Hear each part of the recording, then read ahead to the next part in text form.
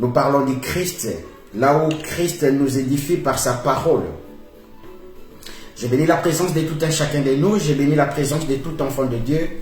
Je bénis la présence de toute personne. Je bénis la présence de tous mes frères et de toutes mes sœurs. Que la grâce de Dieu Tout-Puissant soit notre partage. Alors cet après-midi, je viens bénir franchement toute personne qui est connectée en ces lieux. Je vois mon frère Daniel, que Dieu te bénisse. Je bénis la présence de tout un chacun de nous. Alors comme je dis toujours, il suffit juste de regarder en bas à gauche, vous verrez la touche j'aime. C'est bien de suivre, ou c'est bien d'aimer, mais c'est plus excellent de suivre l'intégralité du message.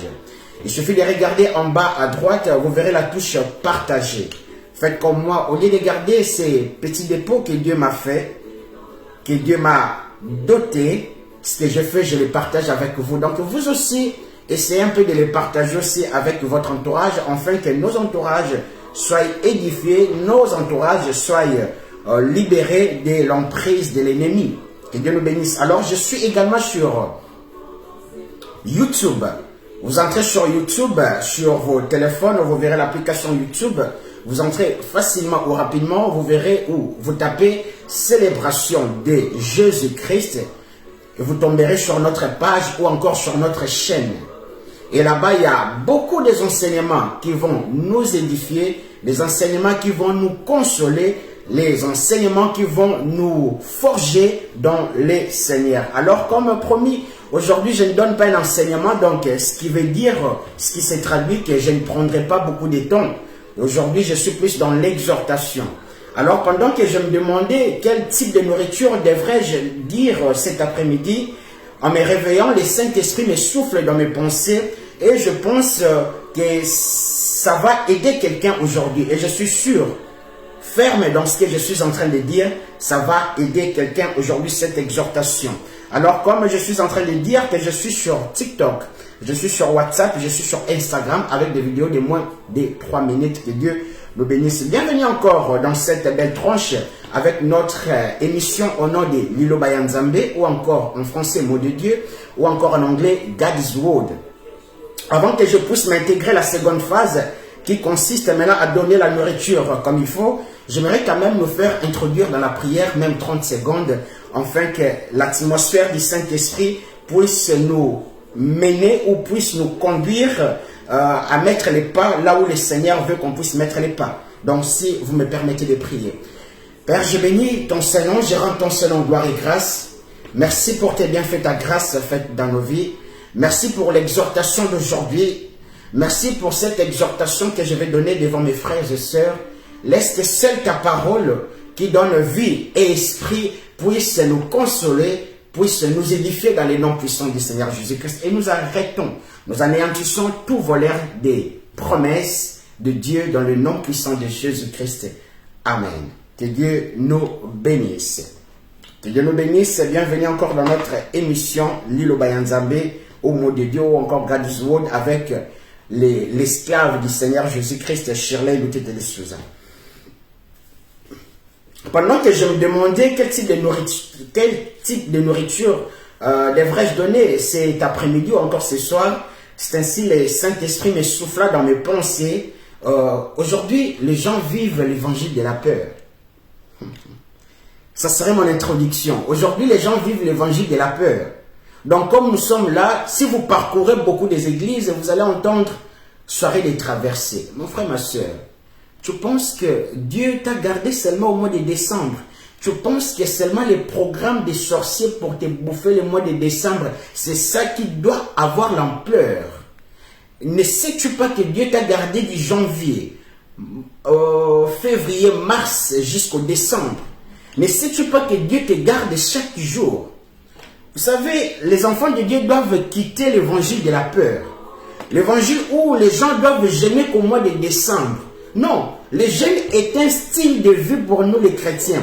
Je ne gêne pas parce qu'on veut me bouffer. Non, je gêne pour ressembler à Christ. Or, lorsque je ressemble à Christ, j'entre en accord avec 1 Thessaloniciens 5, 23. Le Dieu de paix m'a sanctifié, esprit, âme et corps. il m'a conservé en Jésus-Christ au-dessus de tout esprit dans les lieux célestes. Donc cela veut dire que Jésus-Christ, c'est lui qui est grand. Dieu m'a mis en Jésus-Christ. Alors quel petit sorcier ou quel franc-maçon qui peut sortir, afin que je puisse commencer à faire perdre, voire même mes gènes, pour me concentrer pour que les sorciers ne bouffent pas. Non.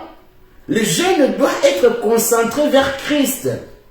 Parce que le jeûne doit me faire grandir, doit briser tout ce qui est cher, afin que l'esprit puisse dominer. Que Dieu nous bénisse. Les enfants de Dieu, devons nous devons quitter l'évangile de la peur. Dieu ne nous garde pas seulement le décembre, au mois de décembre. Et je peux voir même dire que ça, ce n'est plus dans le style où Christ pensait. Ça devient maintenant de la tradition ecclésiastique. Où chaque décembre, vous verrez beaucoup de chrétiens ignorants. Ils prient pour... Non. Satan a été déjà dépouillé. Donc, la personne qui te fait peur, il a été déjà dépouillé. Donc, sauf que toi, tu n'es pas au courant que la personne qui te fait des grimaces, il a été déjà dépouillé. Vous savez, quand on était en Afrique, il y avait des maisons où ils avaient un grand chien méchant. Et le grand chien méchant, tellement il a été connu de toute, je peux dire, voire même de tout quartier, le chien est déjà mort. Mais l'image des chiens est restée toujours sur leur portail. Donc, et quand tu ne sais pas les quartiers tu viens, tu vois l'image des chiens méchants, tu ne peux pas entrer dans cette parcelle-là. Parce que tu te dis, il y a un chien méchant. Au moment que le chien méchant est déjà mort. Donc, nous devons comprendre que les enfants de Dieu doivent quitter la peur qui est la substance du Satan ou qui est encore la nourriture du Satan. C'est la peur. Il se nourrit de ça. Et lorsque les enfants de Dieu cultivent la peur, lui qui a été dépouillé de tout, les enfants de Dieu ont peur de la personne qui est dépouillée. Parce que, je dis toujours, l'enseignement forge notre qualité de vie. L'enseignement forge nos personnalités. L'enseignement, au fait, vous voyez, l'enseignement, voire même, donne l'image de notre avenir. Qu'est-ce que tu manges comme enseignement, comme nourriture spirituelle, je te dirai ce que tu seras. Et ensuite, vous allez entendre le mot comme soirée des traversées. Je sais qu'il y a encore des églises qui sont avec Dieu. Il y a des églises qui sont vraiment avec Jésus-Christ. Ils emboîtent aussi les pas, pas parce qu'ils sont dans des choses un peu bizarres, non, parce qu'ils voient que les autres ont mis soirée des traversées, et aussi ils vont quand même mettre soirée des traversées, mais rien de là. Donc je demande aux enfants de Dieu d'avoir les vigilances, de faire la part des choses. Ce n'est pas tout le monde qui est dans les faux. Il y en a aussi qui s'emboîtent par l'ignorance. Mais nous devons savoir une chose. Même le mois de décembre, c'est la fin de l'année, c'est selon les hommes. Est-ce que c'est la fin de l'année selon Dieu? C'est nous qui connaissons décembre et on entre en janvier une nouvelle année. Mais chez Dieu, ce n'est pas comme ça, mon frère, ma soeur. Quittons l'évangile de la peur qu'on est en train de mettre dans la tête des enfants de Dieu. Où vous allez voir les enfants de Dieu commencent à faire les combats spirituels contre les gens qui sont déjà foutus, contre les gens qui n'ont rien. Les enfants de Dieu combattent dans des liens. Mais c'est quel type de Jésus-Christ qui te libère des liens? Non, c'est quel type de Jésus-Christ as-tu reçu pour que tu sois encore dans des liens? Que Dieu nous bénisse. Donc, nous comprenons que, je dis toujours, Gédéon, nous connaissons cet héros, le vaillant héros. Il lui a fallu une nuit à Gédéon pour renverser l'autel de son père. Et du coup, Gédéon a eu le nom de Jérubal, parce qu'il a renversé le nom et l'autel de son père, l'autel de Baal. Et la parole que Gédéon avait reçue, c'était la parole à partir d'un ange. Mais nous avons Christ. Christ est plus important que cet ange-là qui avait envoyé le message à Gédéon. Et nous avons Christ en nous. Donc ça veut dire, comment tu es un enfant de Dieu? Ça fait 10 ans que tu es toujours dans des liens. Pose-toi la question, quel type de Christ as-tu reçu? Que Dieu nous bénisse. Je ne pense pas. Le Jésus-Christ que l'apôtre Paul est en train de parler, ça n'a rien à voir avec tous ces genres des enseignements. Donc, c'est pour nous faire, au fait, bousculer notre manière de voir les choses. Que les enfants de Dieu doivent quitter la peur.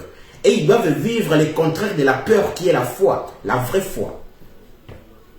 Alors, sans plus tarder, j'entre dans la portion ou dans ce que je dois nous dire aujourd'hui. On y va directement dans les livres d'Esther, 3e chapitre, 5e verset. Donc, si vous êtes là, vous pouvez aussi m'aider à écrire les versets pendant que je suis en train de donner la portion d'écriture. Que Dieu nous bénisse. Esther 3, 5e verset. La Bible dit: quand Aman eut constaté que Mardochée ne s'agenouillait pas et ne se prosternerait pas devant lui, il devint furieux. Ça nous servirait du texte de base. Donc ici, nous sommes en Babylone. Oui, en Babylone, si je ne me trompe pas. Ici, nous sommes dans le livre d'Esther. C'est le seul livre où on ne parle pas des noms de Dieu d'une manière explicite, mais on voit la manifestation de ces dieux-là à ses enfants. Donc, c'est les Juifs qui sont en Babylone et on voit une jeune fille au nom de Esther qui avait un cousin au nom de Mardochée. Donc, nous devons savoir dans le sens prophétique d'abord. Je dis d'abord dans le sens prophétique. Les rois ici représentent Christ. Amen. Les rois représentent Christ. Et les uniques qui sont dans cette histoire représentent les uniques. Ce sont des gens qui sont encastrés. Donc, ce sont des gens, vous allez comprendre que dans les temps anciens, on prenait les uniques qui s'occupaient des femmes des rois. Or, les uniques doivent être encastrés pour ne pas avoir les désirs sexuels, de peur aussi que le visage de l'unique entre dans la maison royale. Donc, c'est ainsi les uniques qui sont représentés par les hommes qui sont encastrés maintenant spirituellement. Or, les gens qui sont encastrés spirituellement aujourd'hui, c'est qui? C'est l'Éphésiens 4:11. C'est les apôtres, les prophètes, les évangélistes, les docteurs ou les enseignants, ou encore les pasteurs ou les bergers. Donc nous comprenons que les rois est l'image de Jésus-Christ. Les uniques, ce sont les gens qui sont encastrés. Maintenant, Esther représente qui? Esther représente l'Église. Alors, l'Église qui doit être encadrée par les uniques, parce que ce sont les uniques qui connaissent les besoins du roi. C'est ainsi, vous allez remarquer dans cette belle histoire que Esther a été préparée pendant 6 mois. Et on donne aussi des produits qu'il faut, afin que la peau d'Esther soit comme il faut. Il faut. Donc, c'est ainsi nous comprenons aussi que Esther qui est l'image de l'Église, je bénis la présence de tout un chacun de nous. Donc, Esther qui est l'image de l'Église, donc de l'épouse. Et le roi ici qui représente Christ. Et les uniques qui représentent les gens qui sont dans l'Éphésiens 4:11. Donc, les gens qui sont maintenant encastrés spirituellement. C'est ainsi, un homme de Dieu doit être encastré spirituellement. Lorsqu'un homme de Dieu n'est pas encastré spirituellement, on risque maintenant, comme aujourd'hui, je suis en train de le dire dans un langage spirituel, donc comprenez ceci. Aujourd'hui, vous allez remarquer, si Dieu t'ouvre les yeux, tu vas voir que, au lieu que l'épouse, donc l'église du Seigneur Jésus-Christ, puisse avoir des enfants à l'image du Christ, on a maintenant des enfants à l'image de certains uniques qui ne sont pas encastrés. Parce que le danger avec celui qui n'est pas encastré, il a encore les désirs sexuels. Il a encore les désirs de la chair. Donc cela veut dire, par exemple, le culte des personnalités. Lorsque vous remarquez un culte des personnalités, donc vous devez savoir que cet unique-là, qui s'autoproclame un homme de Dieu, n'est pas encore encastré. Donc lui, là, spirituellement, il va prendre Esther, qui est la femme du Christ, et il va l'engrosser spirituellement. C'est ainsi, aujourd'hui, on a des courants comme, il y a certains pasteurs qui deviennent des médiateurs à la place du Christ, parce qu'ils n'ont pas été encastrés. Esther, qui est aussi aveugle, qui est comme l'épouse du Christ, il fait que suivre l'instruction de l'eunuque. Or, l'eunuque, c'est quelqu'un qui connaît le besoin du roi. L'eunuque, c'est lui qui a la capacité de dire à Esther ce qu'il faut. Donc, cela veut dire, lorsque l'eunuque est perdu, l'eunuque a la capacité aussi de faire perdre l'Esther qui est l'Église. Je ferme cette dimension prophétique, j'entre dans le sujet. Ici, on est en train de voir dans Esther 3:5 que Aman, la Bible dit que Aman y constatait que Mardochée ne s'agenouillait pas et ne se prosternait pas devant lui. Il devint furieux. Nous devons savoir une chose. Je dis toujours aux gens. Demandez aux gens qui sont spirituellement négatifs. Demandez aux gens qui sont dans les spirituels négatifs. Donc les magiciens, tout consort. Ils vous diront une chose. Et même les sages, ils vous diront une chose. Lorsque tu essayes de faire du mal à quelqu'un qui n'a pas encore Jésus-Christ, et tu ne réussis pas, à chaque fois Dieu lui protège, il faut laisser. Et quand tu continues, c'est toi-même qui partiras. Maintenant, à combien plus forte raison que quelqu'un qui vit dans la volonté de Dieu, quelqu'un qui craint le Seigneur, lorsque tu le cherches à plusieurs fois, sache-le bien que toi-même tu es la 10e fois. Toi-même tu peux remplacer l'enfant pharaonique. Que Dieu nous bénisse. Ici, nous sommes en train de voir ce juif au nom de Mardochée. Lui qui n'a pas voulu se prosterner devant cet homme-là. Aujourd'hui, j'entre un peu dans la phase aussi prophétique pour étaler ce que nous sommes en train de vivre aujourd'hui. Qui représente Mardochée ici? Aujourd'hui, je ne donne pas l'enseignement, je suis dans l'exhortation. Donc, je ne prendrai pas beaucoup de minutes. Donc, Mardochée ici représente toute autorité ou tout serviteur de Dieu. Tout serviteur ou servante qui est dans l'œuvre de Christ. Et le roi représente Christ. Mais ici, la présence d'Aman représente toute forme de l'unique qui ne sont pas encastrés.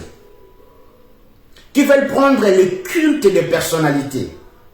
Vous savez, lorsque Dieu t'élève, il faut éviter 3 choses dans ta vie. Si tu es un homme, il faut éviter la vie. Il faut rester avec ta femme. Et si tu es une femme, il faut rester avec ton mari. Ça, c'est la première des choses. Fuir tout ce qui est désir charnel. Car tu dois savoir que les désirs charnels chassent la plénitude de l'esprit. Et la plénitude de l'esprit aussi chasse les désirs de la chair. Je n'ai pas dit l'onction parce que nous n'avons plus besoin de l'onction. L'onction te qualifie pour une mission précise. Mais la plénitude de l'esprit te qualifie dans diverses tâches à accomplir. Et aucun apôtre a voulu avoir encore une onction comme dans l'Ancien Testament. Nous sommes dans des portions illimitées qui est la plénitude de l'esprit. Je le ferme. Donc, deuxième, lorsque Dieu t'élève, évitez les femmes si tu es un homme. Et si tu es une femme, évitez les hommes. Deuxième des choses à éviter, c'est l'orgueil. Vous savez, lorsque Satan essaye de t'atteindre, il n'arrive pas. Ce qu'il fait, c'est quoi en fait? Ce qu'il fait, il va envoyer l'esprit de séduction. Il y a beaucoup de hommes de Dieu qui tombent dans l'orgueil sans le savoir. Vous allez remarquer que dans les Écritures, que l'apôtre Paul, à chaque fois, c'est ainsi l'homme de Dieu doit avoir la capacité de le voir d'une manière spirituelle, avant que ça arrive physiquement. À chaque fois où l'apôtre Paul a opéré la personne qui était infirme, la personne s'est levée, les gens ont voulu faire de l'apôtre Paul Dieu. Et la Bible dit quoi? La Bible dit que l'apôtre Paul a déchiré ses vêtements. Ça, c'est la plus grande chose qu'il faut faire. Un homme de Dieu doit être vigilant, ne pas prendre la place de Dieu. Et aujourd'hui, spirituellement, si Dieu t'ouvre les yeux, tu vas voir qu'il y a beaucoup d'hommes de Dieu qu'on les remette sur les épaules. Pourquoi? Parce qu'il a fait un tel miracle. Ça commence à être des publicités. Ça me demande, ou je me pose tant de questions. Christ, lui qui a fait un miracle, et il dit à la personne, va te présenter devant les pharisiens. Il fait un miracle, cache-toi. Et lui-même, il se barre vite. Mais lui, c'est notre exemple. Je dis toujours que le Nouveau Testament ne commence pas dans les évangiles. Non, mon frère. Le Nouveau Testament commence dans les actes des apôtres.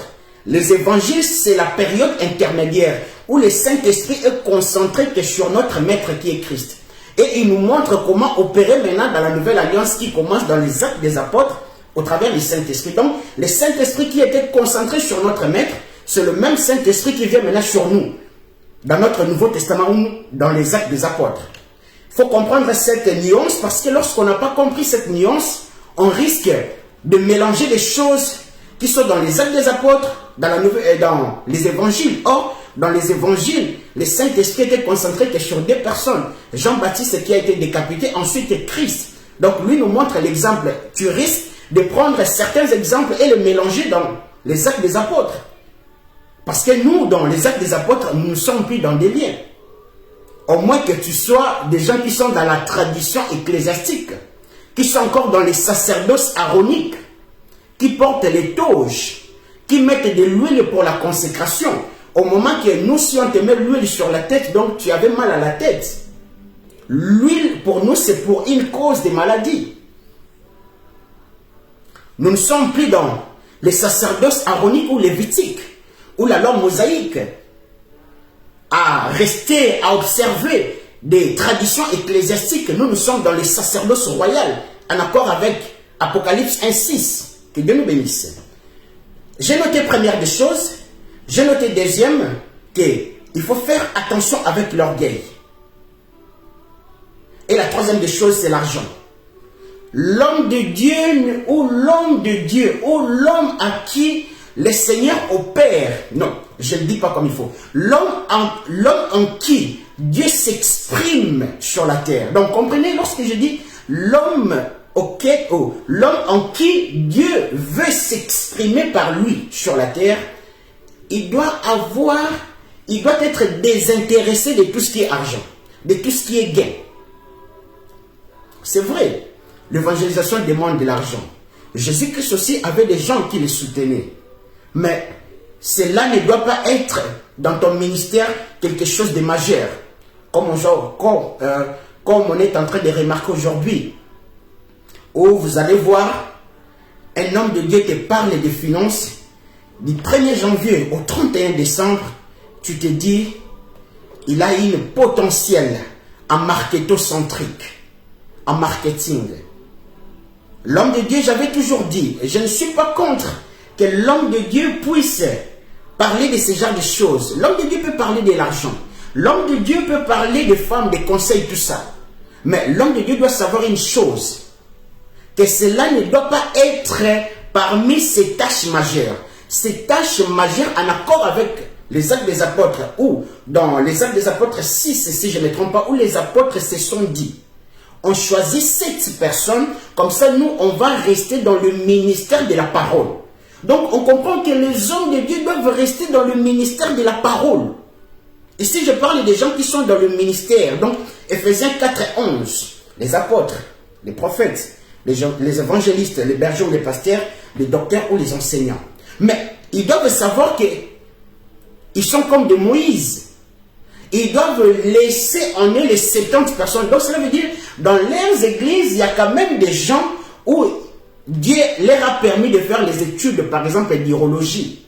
Cette personne qui a fait l'étude d'urologie pour s'occuper des hommes, mais tu le laisses aussi faire l'émission pour conseiller les papas, la gynécologie pour conseiller les mamans. L'homme de Dieu ne peut pas prendre ce genre de choses. C'est lorsque tu commences à prendre ce genre de choses, tu risques d'avoir certaines questions que tu ne sauras pas répondre, et ces questions commencent à te publier. On commence aussi à te mélanger avec des gens qui sont fausses. Que Dieu nous bénisse. Donc, ce que j'étais en train de dire, c'est 3 choses. Que lorsque Dieu élève, c'est attention avec les gains, l'argent, attention avec les sexes opposés, et attention avec l'orgueil. Que Dieu nous bénisse. Donc, Esther 3:5, la cause et la fureur d'Aman. Aman a voulu qu'on puisse l'adorer. Aman a voulu qu'on puisse faire de lui un culte de personnalité. Aujourd'hui, il y a beaucoup de cultes de personnalité. Et il y a beaucoup, aujourd'hui, on confondit ce qu'on appelle culte et le vrai culte. Vous savez, je suis choqué. Il y a encore des chrétiens aujourd'hui qui sont dans l'Ancien Testament. Il est chrétien, mais spirituellement, il est dans l'Ancien Testament. Pour lui, il fait les cultes dimanche. Quelle aberration, mon frère! Pour lui, il fait les cultes mercredi, vendredi. Donc lui, il est dans une vie temporaire chrétienne. Si je dois le dire, je le dirais comme ça. Il est dans une vie chrétienne temporaire. Or, nous qui sommes dans l'Alliance, dans la Nouvelle Alliance, nous ne vivons pas une vie chrétienne temporaire, mais nous vivons une vie chrétienne constamment. C'est-à-dire, comme je suis là, je suis en train de faire le culte. Mais comme vous êtes là, vous êtes aussi en train de faire le culte. Le culte n'est pas seulement se rendre dans une église quelconque. Non, d'abord, le culte en accord avec Romains 12:1, c'est lorsque tu offres un sacrifice agréable devant Dieu. Tel sera un culte raisonnable. Or, c'est quoi d'abord offrir un culte raisonnable devant Dieu? Toute action bonne qui plaise à Dieu. Donc cela veut dire, on comprend que, mon frère, tu peux prier.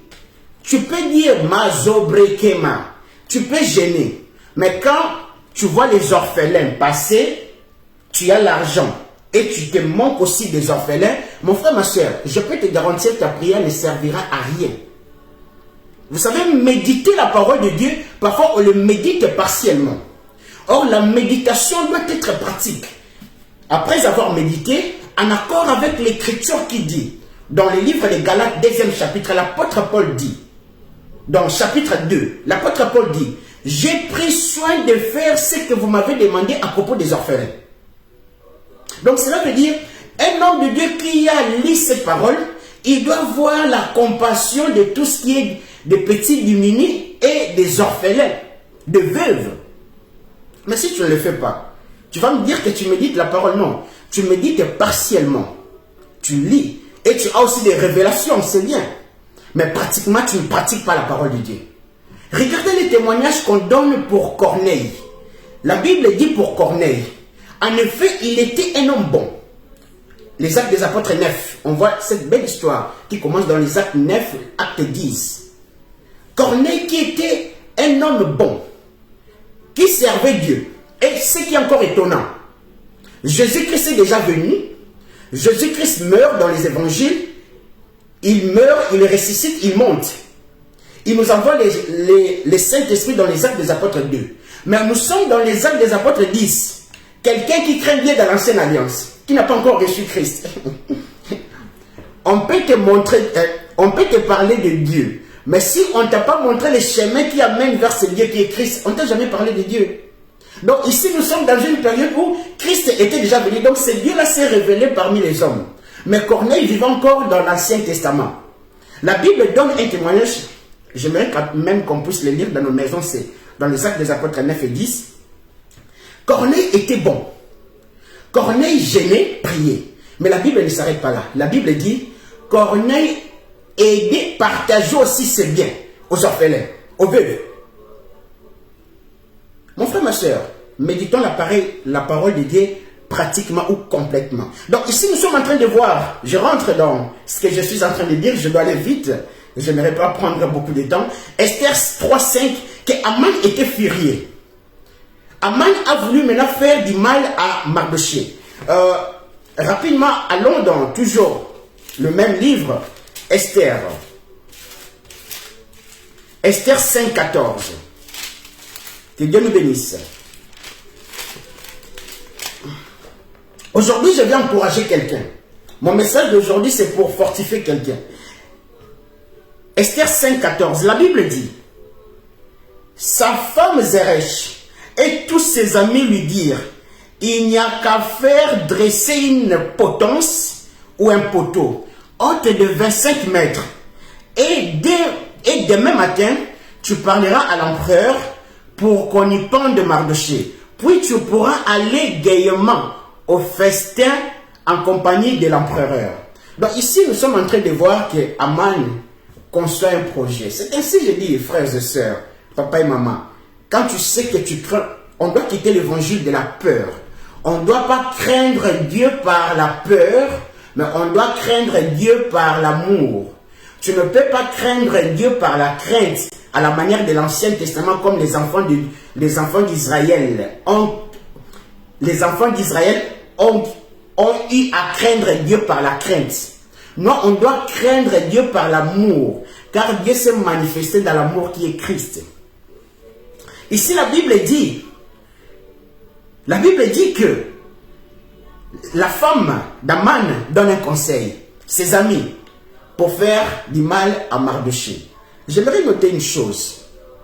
Crains Dieu comme il faut. Mon frère, ma soeur, on peut faire des complots contre toi. On peut faire des complots chaque jour. spirituellement, physiquement.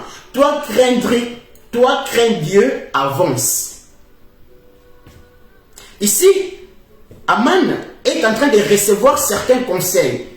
Il est en train d'accentuer son cas sans le savoir. Et nous allons voir, lorsqu'on essaye de toucher la personne que Dieu utilise, ou lorsqu'on essaye de toucher le oint de Dieu, ce qui arrive. Et lorsque le oint de Dieu marche selon la volonté de Dieu, on essaye de lui toucher, on va voir ce qui arrive.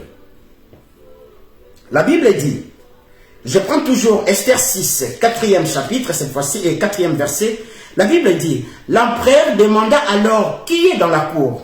C'était justement, donc je saute l'histoire, Aman qui entrait dans la cour extérieure du palais impérial pour demander à l'empereur que l'on ponde Mardochée à la potence qu'il avait fait préparer pour lui. Que Dieu nous bénisse.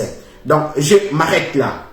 Ici, Aman a fait toute son histoire, il a fait la conception, il veut maintenant entrer dans l'exécution. Ce que j'aime avec Dieu, les gens peuvent comploter théoriquement. C'est ainsi un enfant de Dieu ne doit pas vivre dans la peur. Lorsque les gens se complotent contre toi théoriquement, spirituellement, sache-le bien que la pratique, c'est eux qui vont les subir, mon frère, ma soeur. On va voir la suite. Esther 7, 9e verset jusqu'au 10e. Aujourd'hui, je suis dans l'exhortation.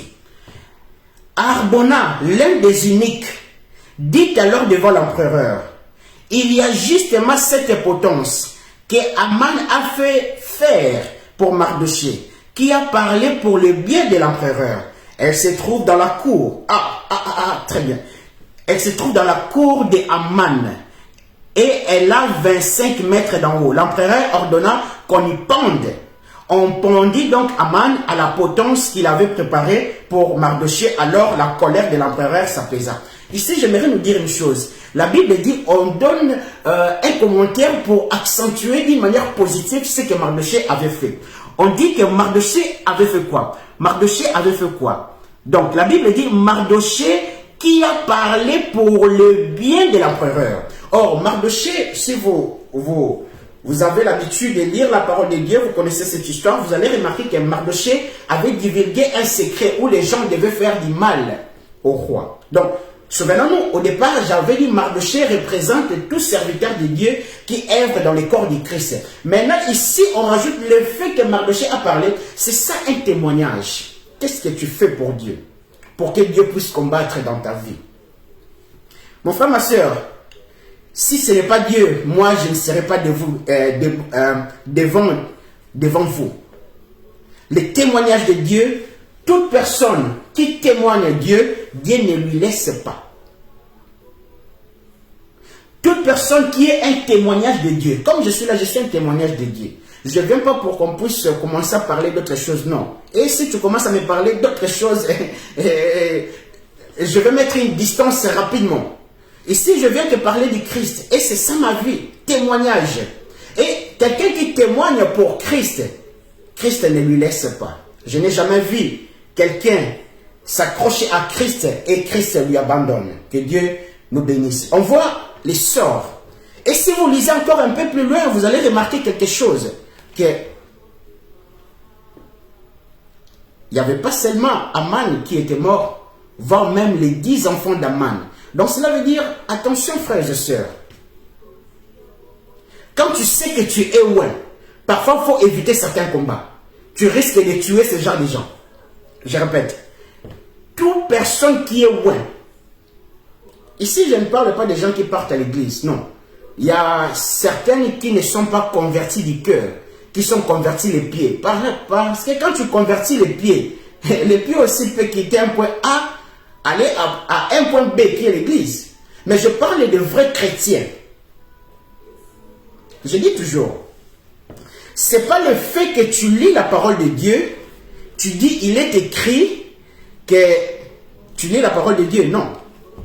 Détrompons-nous.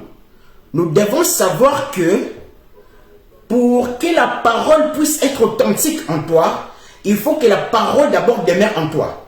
Et lorsque la parole demeure en toi, lorsque tu lis la Bible, mon frère, ma soeur, tu n'es pas en train de découvrir la parole, non. Tu es en train d'authentifier ce qui est en toi. Ici, je ne parle pas des gens qui lisent la Bible et puis ils découvrent les choses. Non, je ne parle pas de ça. Je parle des gens qui ont amené la parole qui est Christ. Et lorsqu'ils lisent la parole de Dieu, ce n'est pas pour découvrir, c'est pour authentifier la marque qui sont amenées, que le Saint-Esprit a mis dans leur front. Que Dieu nous bénisse. Donc, comprenons ceci. Quand tu es loin, il faut éviter certains combats. Et on va voir pourquoi il faut éviter certains combats. Prenons Daniel 3, 24. Donc aujourd'hui, on va juste nous encourager par rapport à cette belle histoire d'Esther et Daniel. Que Dieu nous bénisse.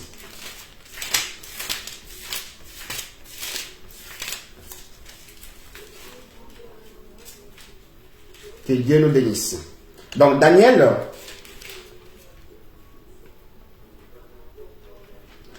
3, 20e chapitre, 20e verset au 24e verset. Ce que nous devons savoir de cette belle histoire de Daniel, que c'est, si je dois le dire ainsi, c'est le seul livre où c'est, quand je dis les seuls livres, c'est la manière dont les prophéties ont été prophétisées dans ces livres. Donc c'est comme si c'est l'Apocalypse de l'Ancien Testament. Donc dans l'Ancien Testament, il y a des choses qu'on voit dans les livres de Daniel qui nous renvoient facilement et directement, authentiquement dans les livres d'Apocalypse selon Jean. Que Dieu nous bénisse. Donc je suis bien dans Daniel 3,20. Que Dieu nous bénisse. La Bible dit: puis il commanda à quelques soldats vigoureux de sa garde de ligoter Shadrach, Meshach et Abednego et de les jeter dans la fournaise ardente chauffée. Écoutez ceci. Aussitôt les trois hommes firent ligoter tout habillés de leurs pantalons, leurs tuniques et leurs turbans, et jetés dans la fournaise où brûlait un feu ardent. Mais comme sur l'ordre du roi, on avait fait chauffer la fournaise au minimum, au maximum, les flammes qui en jaillissaient fit périr les soldats qui avaient jeté. Que Dieu nous bénisse. Ici, on nous dit quelque chose de très important. Le roi n'a pas envoyé ces soldats normaux. Non. Le roi n'a pas envoyé ces soldats normaux. Le roi a envoyé ces soldats vigoureux. Dans d'autres versions, on dit il a envoyé ces soldats exceptionnels. Dans d'autres versions, on dit il a envoyé ces soldats forts. Mais ici, on est en train de voir des gens qui sont ligotés, jetés dans la fournaise ardente. Mais on ne comprend pas comment les soldats qui ont amené les trois personnages ou les trois personnes, les soldats sont morts. C'est ainsi. Lorsqu'on est en train d'essayer de faire périr un enfant de Dieu. Non. Je vais dire ceci. Toute élévation d'un enfant de Dieu doit passer par l'épreuve, automatiquement. La nature ne nous enseigne-t-elle pas? Peux-tu prendre ton diplôme à l'école sans faire un examen ou une interrogation? Non, mon frère. Peux-tu entrer dans une société sans les CV, sans faire des interviews? Non, mon frère. Je peux t'affirmer ou je peux te confirmer sans pour autant t'éprouver? Non, mon frère. Donc, on comprend que je ne peux pas t'approuver sans pour autant t'éprouver. Si moi qui suis un homme, je le fais, penses-tu que notre Dieu ne le fait pas? Lui qui est si intelligent que nous, mon frère, ma soeur, il le fait. Toute épreuve d'un enfant de Dieu, toute épreuve d'un enfant de Dieu précède une élévation d'un enfant de Dieu. Pendant que l'ennemi est en train de faire quelque chose dans ta vie, lui ne sait pas que lui c'est son point final. Donc lui va tomber comme les soldats. Les soldats qui étaient vigoureux et forts, mais qui sont tués par la fournaise ardente. Mais on voit maintenant la suite. Ici, cette histoire nous donne deux informations. Il y a plusieurs informations, mais je vais seulement révéler deux informations. La première information est que on comprend que Shadrach et Meshach Abednego, lorsqu'ils sont sortis, Dieu a proclamé, le roi a proclamé qu'on puisse adorer les dieux de Shadrach, bref. Mais on doit remarquer une chose. Personne ne peut échapper épreuve. pourquoi Shadrach, Abnego, Meshach devaient passer par la fournaise ardente. Si vous lisez bien les Écritures, vous allez comprendre que la première personne qui avait passé l'épreuve, c'était qui? C'était Daniel. Lorsque Daniel avait interprété les songes, le roi avait donné une responsabilité à Daniel. Au lieu que Daniel puisse succéder dans cette responsabilité, non seulement il a succédé dans la responsabilité que le roi lui avait confiée, mais Daniel avait demandé au roi de mettre aussi ses frères, les trois frères, donc Shadrach, Meshach, Abnego, de leur donner une responsabilité. Donc on comprend que les trois frères de Daniel ont eu une responsabilité qui n'avait pas une preuve. Mon frère, ma soeur, toute élévation, tout poste est lié à une preuve précise. C'est ainsi, n'enviez jamais la place d'une personne. Parce que lorsque la personne est mise dans cette place-là, donc cela veut dire qu'il est qualifié pour la chose. Et lorsque toi tu envies la place, tu vas dans cette place-là, tu n'as pas fait les épreuves pour cette place-là. Et lorsque les combats viendront, tu ne sauras pas surmonter les combats. Dieu ne nous donne pas des choses gratuitement. S'il nous donnait des choses gratuitement, il allait nous dire, vous êtes sauvés. Il n'allait pas envoyer son fils. Mais il a envoyé d'abord son fils. Donc, il a passé son fils dans l'épreuve. Amen. Donc, nous comprenons une chose, que les trois amis de Daniel ont pris des responsabilités sans passer par l'épreuve. C'est ainsi Dieu a permis que les trois amis de Daniel, ils occupaient une place auquel ils n'avaient pas l'épreuve adéquate pour cette place. Donc, ils devaient passer aussi l'épreuve. Donc, nous devons comprendre aujourd'hui que l'épreuve, pour nous les enfants de Dieu, bon, pour les gens qui sont matures, les gens qui sont matures aiment l'épreuve. Parce que toute épreuve précède une victoire, précède une élévation. La nature ne nous enseigne-t-elle pas, lorsque tu envoies ton chien, va à gauche, il obéit. Qu'est-ce qu'on fait? On lui donne un petit quelque chose pour lui renforcer, pour lui réconforter, pour lui dire, la prochaine fois, si je te fais encore signe, tu le refais, je te donnerai encore. Mais si nous les faisons, et les animaux nous comprennent, à combien plus fort que notre Dieu, que Dieu nous bénisse. Donc, on a compris que les trois amis de Daniel devaient passer l'épreuve. J'aimerais quand même chercher cette portion de l'écriture avant que je puisse descendre là-dessus pour nous confirmer ce que je suis en train de dire. Donc, j'aimerais prendre rapidement j'aimerais prendre cette portion de l'écriture. J'aimerais prendre rapidement. Écoutez, donc je suis maintenant dans Daniel 2. Daniel 2, 48e verset. Je suis en train de dire ce que Daniel avait fait, qu'on n'a pas mis attention. Daniel a dit, le roi éleva, la Bible dit, hein, le roi éleva Daniel à une haute position et lui donna de nombreux et riches présents. Il nomma gouverneur de toute la province de Babylone et institua chef suprême de tous les sages de Babylone. Maintenant, écoutez ici la suite, au 49e verset du 2e chapitre de Daniel. À la demande de Daniel, le roi confia l'administration de la province de Babylone à Shadrach, Meshach et Abnego. À la demande de Daniel. Donc, c'est les trois personnes qui n'ont pas passé l'épreuve et ils deviennent directement. C'est ainsi l'épreuve devait les rattraper. Mon frère, ma soeur, quel type de vie chrétienne tu veux vivre sans l'épreuve? Que Dieu nous bénisse. Et nous comprenons que le bébé spirituel fuit l'épreuve. Lorsque les épreuves viennent, quand on est encore bébé, ça fait très mal. J'avais du mal à supporter les épreuves.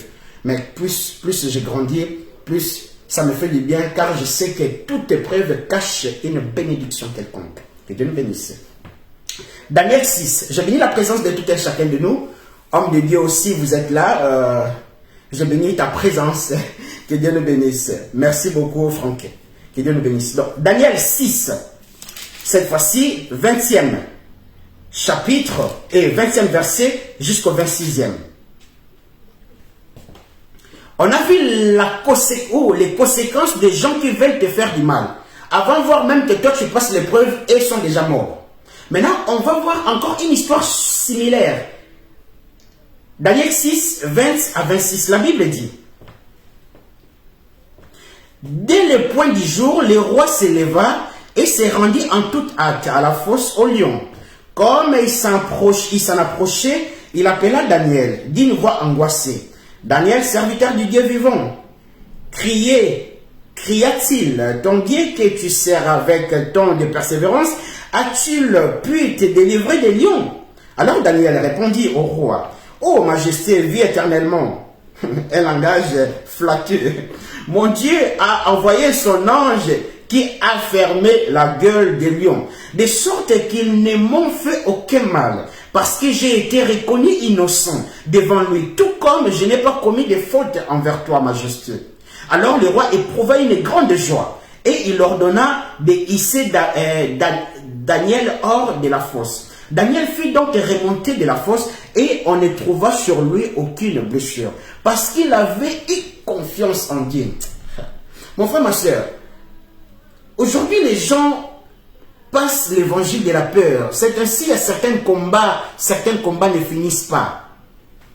Les jours où les gens vont comprendre ce qu'on appelle un combat spirituel n'est qu'un combat de la foi.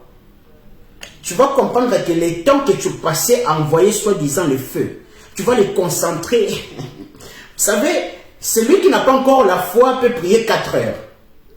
Mais celui qui a la foi, il peut faire une prière 10 minutes, il concentre les 3 heures là dans la foi et il fait d'autres choses. C'est ainsi qu'il garde l'énergie. La Bible dit, parce qu'il avait eu confiance en son Dieu. Que Dieu nous bénisse. Là-dessus, le roi ordonna de lui amener, ce n'est pas mon sujet d'aujourd'hui, donc je passe rapidement.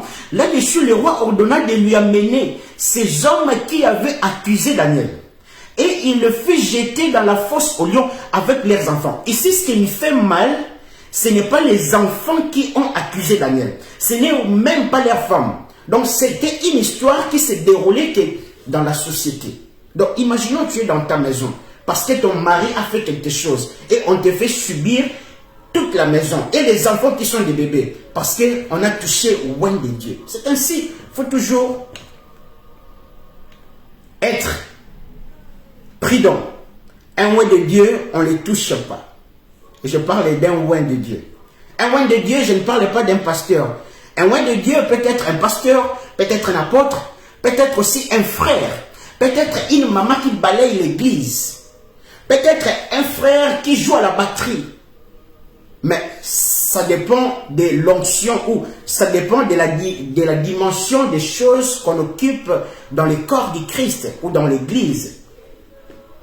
Que Dieu nous bénisse. Donc je suis en train de dire ceci. Et il le fit jeter dans la fosse aux lions avec leurs enfants et leurs femmes, et ils n'avaient pas atteint le sol de la fosse, que déjà les lions s'emparèrent d'eux et leur broyèrent les os. Les gens qui ont fait du tort, c'est d'autres personnes, mais c'est la famille qui les subit. Les enfants qui sont des innocents. Et ça, c'est lorsqu'on blague avec Dieu. Blague avec Dieu, c'est quoi? La Bible dit, la colère de Dieu ou le jugement de Dieu descend contre tout homme qui essaye de mettre la vérité de Dieu en captivité. Que Dieu nous bénisse. C'est vrai, je peux parler de ton personne, je peux parler de beaucoup de personnes, mais si je ne parle pas de celui-ci que je dois parler et puis pour chuter, j'ai rien fait. Je ne nous ai parlé que des philosophies humaines. Prenons Luc, 22e chapitre, 3e verset au 4e verset. Je suis toujours avec la version sommaire. Luc 22, 3e chapitre. Luc 22, 3 au 4. Comme je dis toujours, Luc, comme son nom est écrit Luc, c'est son premier livre au nom de Luc. Son second livre, c'est les Actes des Apôtres. Lui qui était aussi, je ne pense pas, parmi les 12 disciples, parce qu'il n'est pas cité, il était par contre parmi les 70, même si on ne cite pas son nom d'une manière explicite, mais nous devons savoir que Jésus-Christ a aussi un groupe de 70. Donc on suppose que l'évangéliste Luc, ou encore l'écrivain Luc, ou encore le docteur Luc, médecin, était parmi les 70 groupes de personnages qui étaient au service du Christ. Lui qui était aussi l'ami de docteur Paul, qui était son médecin, qui soignait aussi Paul en même temps, mais qui écrivait aussi certaines, par exemple, les actes des apôtres. C'est lui qui nous a relaté les histoires de l'église primitive des apôtres. Que Dieu nous bénisse. Donc, je suis sur Luc 22, 3e chapitre, 3e verset, 4e verset. La Bible dit: c'est alors que Satan entra dans le cœur de Judas, surnommé Iscariote, l'un des 12. Judas alla trouver les chefs des prêtres et les officiers de la garde du temple pour s'entendre avec eux sur la manière dont il leur livrerait Jésus. Que Dieu nous bénisse. Ici, c'est Satan qui entre dans la vie de Judas pour aller vendre Christ. Vous savez, moi j'aime toujours Dieu. Pourquoi? Lorsque vous jouez le jeu des dames, tu ne peux pas jouer le jeu des dames tout seul. On joue le jeu des dames, deux personnes. Donc, tu dois avoir l'adversaire à ton côté. Mais Dieu est le seul à jouer son jeu des dames avec lui-même. Donc, cela veut dire, toi qui es son enfant, tu es qu'un pion. Et Satan et tout consort, ce sont que des pions adverses. Donc, c'est lui-même qui a la capacité de prendre un pion, de le manipuler. J'aimerais quand même donner certaines portions de l'écriture qui affirme ce que je suis en train de dire. Donc ici, nous sommes en train de voir que Luc nous étale dans son 22e chapitre, 3e verset, 4e, que l'esprit mauvais au nom de Satan entre dans la vie de Judas pour vendre Christ. Or, Satan pensait qu'en vendant Christ, la mission de Christ terminerait.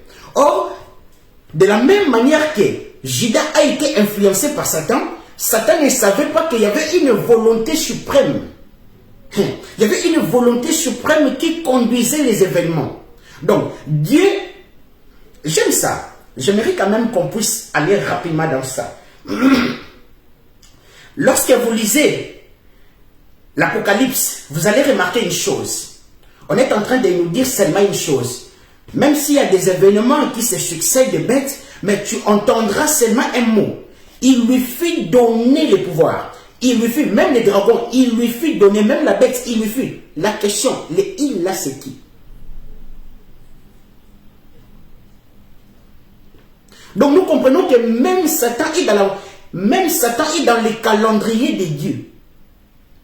Satan pense livrer Jésus, et en livrant Jésus-Christ par Judas, il ne sait pas que le processus se voulait. Le processus voulait que, nous sommes en train de parler de tout enfant de Dieu qui doit passer l'épreuve. Et l'épreuve précède toujours une élévation. Donc nous sommes en train de voir une chose, que même pour qu'on puisse dire que Christ est assis à la droite de Dieu, majesté, on est en train de voir une chose, que Christ passe par l'épreuve. Donc si tu es un enfant de Dieu, tu ne passes pas les épreuves, il se peut que tu es un bébé spirituel. Les hommes matures, spirituels, qui mangent la nourriture solide, ils aiment les épreuves. Mon frère, ma soeur, moi, je n'acceptais pas les épreuves. Parce qu'à chaque fois, je me réveillais où? À l'hôpital à Soigny. À chaque fois, il y avait l'ambulance qui se présentait devant. On appelait l'ambulance rapidement. Je ne supportais pas les épreuves. À chaque fois où les épreuves venaient, même dans une année, je pouvais aller 4 ou 5 fois avec l'ambulance. L'on lit directement. Vous m'excuserez pour ça. Mais j'étais un bébé spirituel. Mais lorsque tu grandis, un homme mature spirituel aime les épreuves. Les épreuves te montrent, même quand tu es dans la confusion, tu ne vois plus rien. Un signe qui peut te montrer qu'il y a une élévation qui vient, c'est l'épreuve. Jésus-Christ ne pouvait pas être à la droite de Dieu majesté si Judas ne l'avait pas vendu. Or, Judas ne pouvait pas vendre Jésus-Christ si Satan n'était pas entré en lui. Or, Satan ne pouvait pas avoir l'idée d'aller vendre ou d'entrer en Judas pour que Judas puisse vendre Christ si Dieu ne l'avait pas permis. Donc, nous comprenons une chose. C'est Dieu qui permet tout ça. Lorsque vous entendez l'histoire dans Genèse où Moïse se présente à chaque fois devant Pharaon, avant que Moïse puisse se présenter devant Pharaon, Dieu dit déjà à Moïse, à chaque fois, où Moïse devait présenter devant Pharaon, Dieu disait à Moïse, tu iras, tu croiseras Pharaon tout près de l'eau. Il te dira ceci, toi tu lui diras. Non.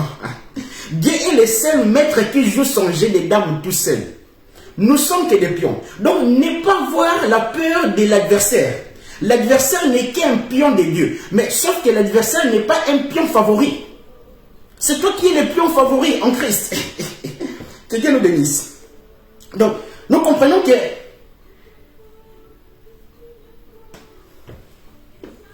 si Dieu veut que tu puisses grandir, mon frère, ma soeur, il ne t'enverra pas des anges. Sinon, tu seras un bébé spirituel bien dorloté. Tu seras un bébé spirituel qui n'a pas des armes spirituelles. Si Dieu veut que tu puisses grandir, Dieu va te mettre des épreuves. Et il y a certaines choses, c'est ainsi, faites attention. Lorsque tu chasses quelque chose qui ne part pas, il se peut que Dieu est en train de chasser Dieu. Parce que Dieu lui-même qui est dans cette volonté. Mais Jésus-Christ a voulu faire la même chose. Jésus-Christ a supplié Dieu. Enlève cette persécution qui arrive devant moi. Enlève ça. Donc Jésus-Christ maintenant dans la chair. Il a supplié Dieu. Dieu puisse enlever. Mais c'était comme ça et devait se faire comme ça. Que Dieu nous bénisse. Prenons Jean 2 et Jean 19, 11e verset. Que Dieu nous bénisse. Franchement, je bénis la présence de tout un chacun de nous. Que Dieu nous bénisse. Et je suis à la fin. Même si je n'ai pas envie d'arrêter, mais je pense que je dois quand même arrêter pour les respects. Que Dieu nous bénisse. Jésus lui répondit, tu n'aurais... Ici, je suis en train de confirmer ce que je viens de dire. Que à chaque fois où vous lisez, ou vous allez lire dans l'Apocalypse, vous verrez que lorsqu'on parle de la bête, qui représente aussi à chaque fois, soit l'incarnation du Satan dans plusieurs sens, vous allez remarquer qu'on dit toujours, il lui fit donner un pouvoir. Il faut aller comprendre ce qu'il est. Donc c'est ainsi, l'enfant de Dieu ne doit pas avoir peur. La Bible dit, ici, l'agneau de Dieu, qui est Christ, il est en train d'être examiné par les sacrificateurs. Comprenez ce langage spirituel. Donc, je nous parle en même temps de l'histoire qui était dans l'Exode, où lorsque l'agneau devait porter les péchés, qu'est-ce qu'on faisait? On devait examiner que l'agneau n'ait pas de défauts. Or, les défauts que l'agneau ne pouvait pas voir, ce n'est que Christ qui ne pouvait pas voir un péché. Donc, cela veut dire qu'on devait condamner Christ pour des choses qu'il n'avait pas commis. C'est ainsi le symbole de l'agneau qui n'avait pas un défaut. Et c'est ainsi les sacrificateurs devaient vérifier. C'est ce que Pilate était en train de faire. Pilate dit, je l'ai parlé dans le sens spirituel, hein, que Dieu nous bénisse. Donc, Luc, je suis bien dans Jean 19, 10e verset. La Bible dit, alors Pilate lui dit, comment c'est à moi que tu refuses de parler? Tu ne sais donc pas que j'ai le pouvoir de te relâcher et celui de te crucifier. Ah, Pilate vient de se tromper. Pilate pensait qu'il a voulu sauver celui qui devait le sauver. Pilate pensait que celui qui avait un peu de capacité pour sauver, celui qui pouvait sauver voire même sa génération. Parce que je pense que dans la lignée de Pilate là, dans cette génération, il y a eu quand même des gens aussi qui se sont convertis. La Bible dit au 11e, Jésus lui répondit, tu n'aurais aucun pouvoir sur moi s'il ne t'avait été donné d'en haut. Voilà pourquoi celui qui me livre entre tes mains, en plus coupable, et plus coupable que toi. Oh, et plus coupable que toi. Mon frère, ma soeur, ici Jésus-Christ remet Pilate à sa place, remet les sacrificateurs. C'est, au fait, c'est un langage prophétique. Dans l'Ancien Testament, lorsque l'animal devait porter les péchés des enfants hébreux ou des peuples israélites, on devait d'abord vérifier que l'animal ne puisse pas voir les taches. L'animal devait être en forme. Donc c'est ainsi l'image de Pilate, étant maintenant sacrificateur, un gouverneur d'une manière pas spirituelle, physique. Il est en train d'examiner l'agneau. Si l'agneau avait un péché, or l'agneau n'avait pas commis un péché, l'agneau n'avait pas de défaut. Comment un agneau? Parce que c'est l'apôtre, c'est Jean-Baptiste qui nous parle dans les évangiles. Seul Jean-Baptiste qui voit Jésus-Christ étant qu'un agneau. C'est le seul prophète de l'Ancien Testament qui voit Jésus-Christ étant qu'un agneau, mais sous forme d'un humain.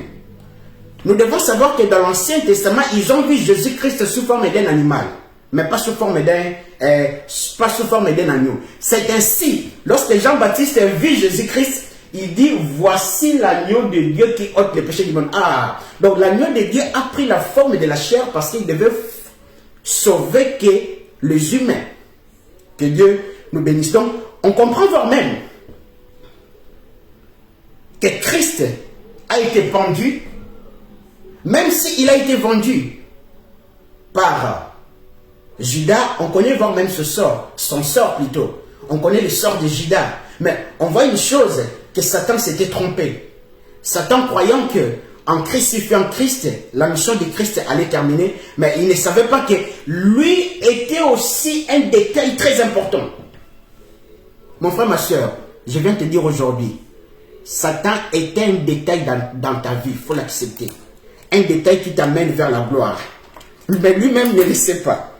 C'est ainsi, lorsque Dieu envoie un prophète pour te dire une prophétie, en accord avec 1 Corinthiens 13, nous connaissons qu'en partie. Là, c'est dans le mystère de Dieu. Dieu n'a pas voulu que nous connaissons tous. Imaginons qu'un prophète qui prophétise sur ta vie, et ensuite il commence à voir toutes les choses qui commencent à se réaliser. C'est le même prophète qui va commencer à te jalouser.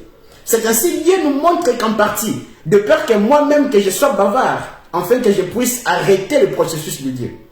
Donc, ne sois pas étonné des choses que tu peux voir. Toi, aie confiance en Dieu. Que Dieu nous bénisse. C'était votre humble frère Shirley Loutete de Souza de l'émission Lilo Bayanzande ou encore God is Word ou encore Mot de Dieu.